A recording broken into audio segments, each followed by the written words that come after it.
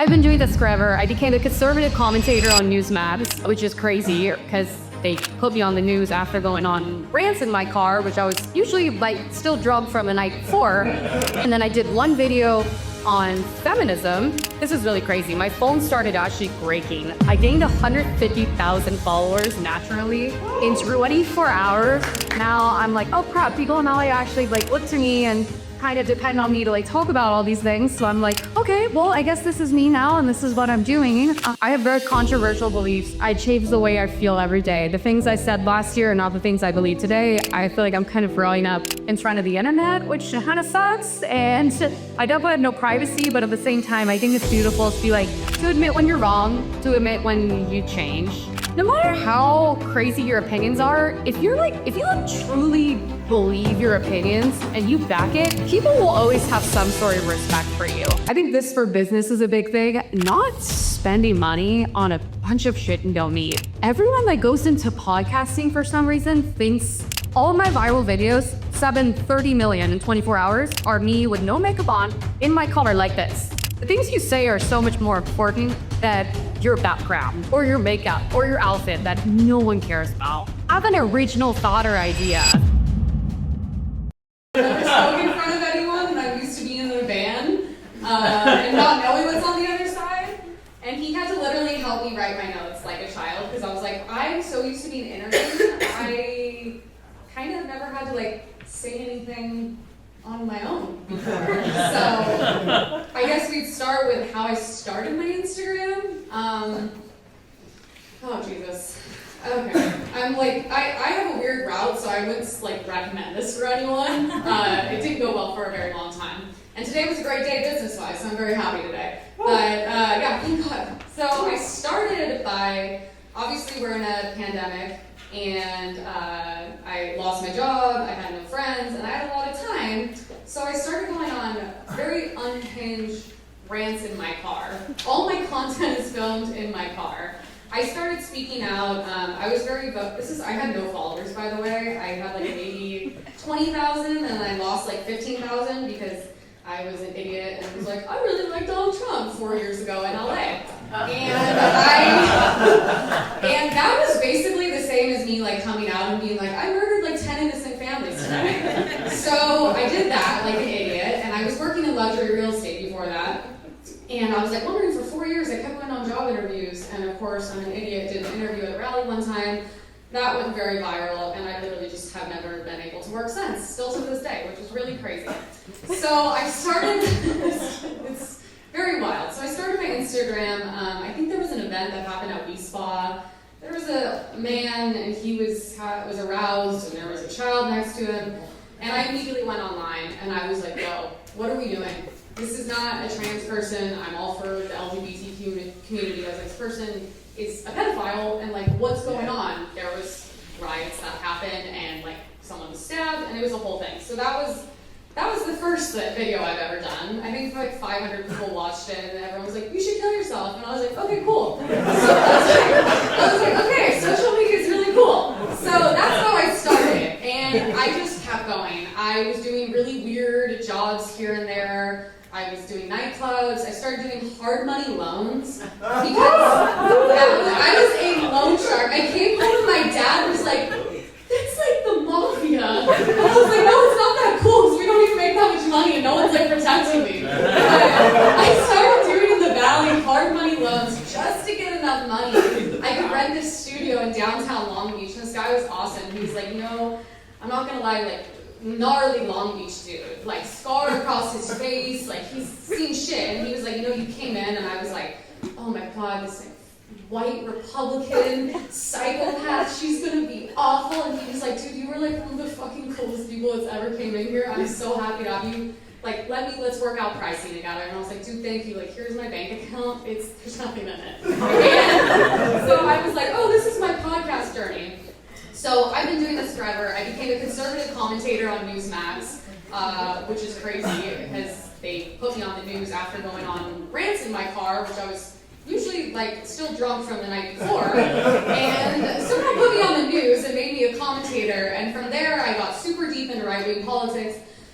And then I was like, oh, these people are a little crazy too. And then I was like, oh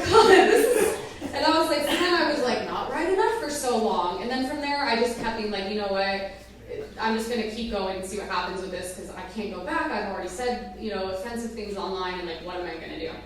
And then I did one video on feminism, which is funny. It's like, this is what's so funny about social media. I don't even agree with what I said. It was so stupid. I was like hungover, I was driving, I'm not even paying attention. I'm like, if I was a guy, I'd want to go get blowjobs too if I had a ton of money. And that went to like 9 million on Instagram in one day.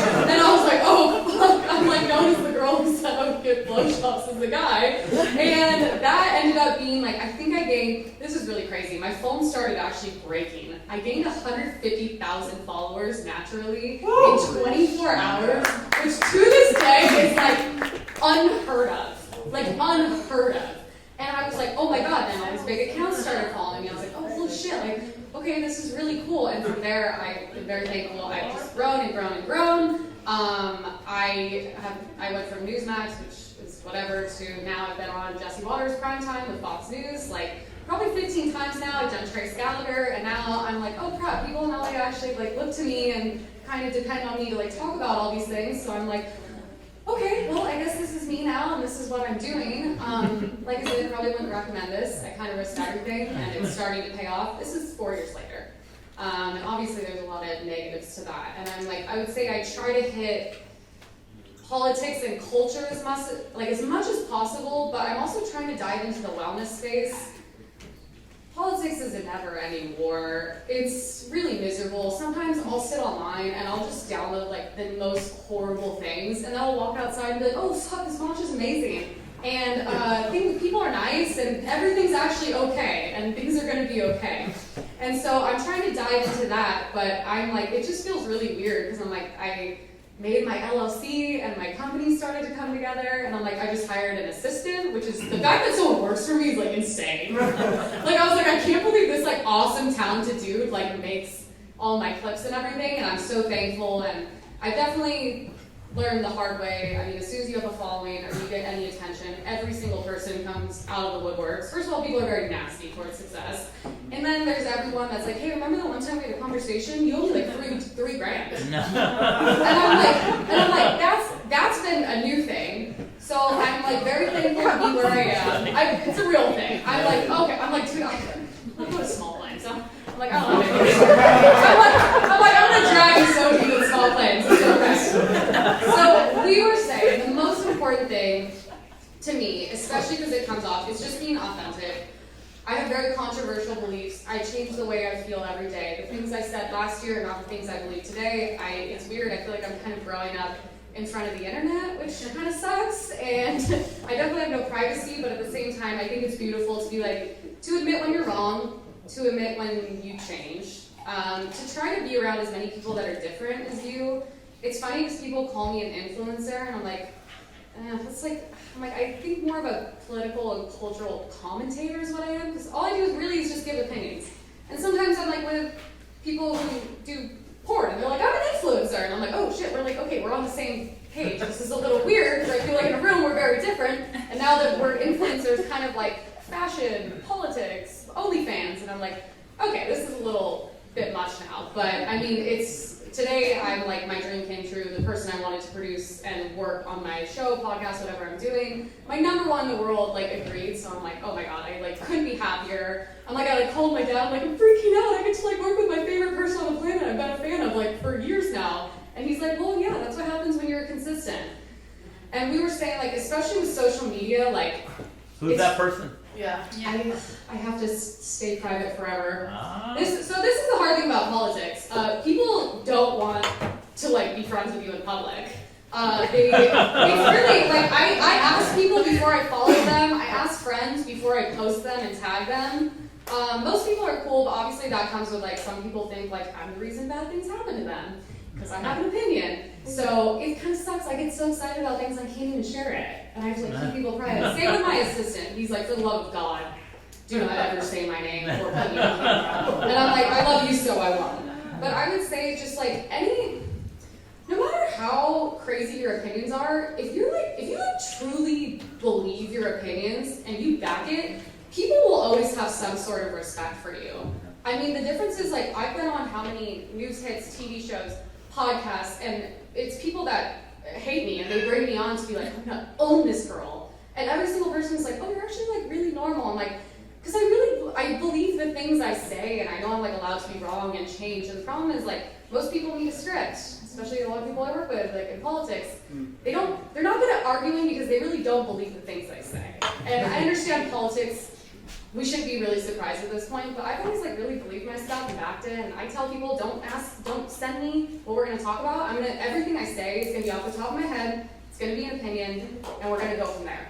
But you know that whatever I'm saying, I believe, because it's coming straight out of my mouth. Unfortunately, I'm unfiltered, and that gets me in trouble a lot. So we were saying, I think this for business is a big thing, not spending money on a bunch of shit you don't need. Everyone that goes into podcasting for some reason thinks, like all my viral videos, 30 million in 24 hours, are me with no makeup on, in my car like this, everything. Because everyone's like, clearly if she's doing this, she doesn't have someone behind her in an office like telling her what to say or a script. And I think people now are like, oh, I want to start a podcast. I need $50,000 for a set. And I'm like, the things you say are so much more important than your background or your makeup or your outfit that no one cares about. Like literally, I'm just like, I'm ranting in my car and everyone's like, put your seatbelt on, focus on the road. I'm like, hey, I swear I'm on a side street. But that's like a huge thing. I'm like, please stop spending money. You don't even need any of this. Just like have an original thought or idea. You know, I know there's big people like Call Her Daddy. She has the aesthetic, she has everything. But she started out like filming selfie style in a bedroom. So I'm like, you're fine. And we were saying all that matters is consistency. I post every day. Most of the shit I post totally flops. I just go in and I archive or delete it. But everything I think is gonna suck goes viral, and everything I think is great and I've done a good job, I'm like, ooh, that's gonna crush. Flops every time.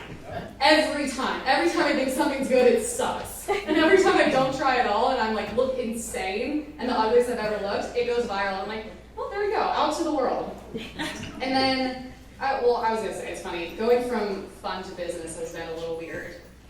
I guess now I'm like, okay, I'm getting older, I have like a company, I have employees, I'm like, probably time to like reel it in a little. But that's something I think you just learn like naturally. Good? Yeah? I'm like, is that like a hard cutoff? Oh, and then yeah, the last thing is staying true to yourself and not being a slave to your audience. Your audience will bully you at all costs, and just ignore them because they're usually kind of losers sometimes anyways. Yeah,